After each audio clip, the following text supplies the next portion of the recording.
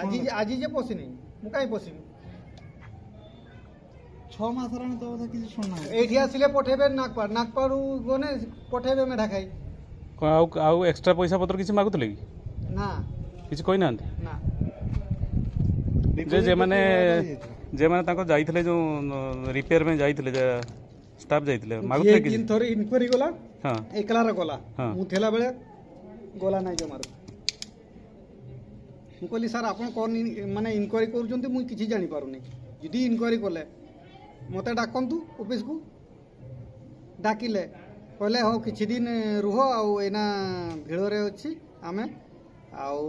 ଡାକିବି ଇଏ କରିବ ସଡନ୍ ଦିନେ ଫୋନ୍ ମାରିଲା 5ଟା ବେଳେ କହୁଛନ୍ତି ନା ଆଜି ଡିପୋଜିଟ୍ କରିଦିଅ ନହେଲେ କାଲି ଭୋରୁ ଡିପୋଜିଟ୍ କରିଦିଅ ନହେଲେ ଆପଣଙ୍କର କ୍ୟାନସଲ୍ ହେଇଯିବ ମୁଁ ଆଟା ପାଗଟା ହେଇକି ଏଠୁ ସେଠୁ ପଇସା ଯୋଗାଡ଼ କରିକି ଡିପୋଜିଟ୍ କଲି 9,440 ଟଙ୍କା